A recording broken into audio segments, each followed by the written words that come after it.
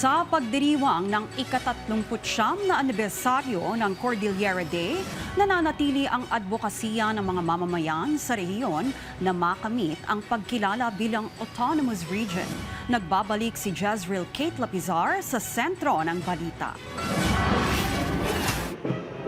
Nagkaisa ang mga opisyales at mamamayan ng Rehiyon Cordillera upang ipagdiwang ang ika-39 na taon ng Cordillera Day. Ang araw kung saan pinirmahan ni President Corazon Aquino ang Executive Order 220 noong July 15, 1987 na bumubuo sa Cordillera Region. Kasabay nito ang pagkakaroon ng Autonomous Region of the Cordillera na isinasaad ng konstitusyon sa pamamagitan ng isang plebisito na hanggang ngayon ay hindi pa natutupad. Ngunit ano nga ba ang otonomiya para sa mga residente ng rehiyon? Independence. So the Cordillera does not rely on other sources of, for example, like let's say income does not rely income from other places. Does not rely on other mga private equity and many more. Pagkakaroon ng sariling pag-administer ng regional governance.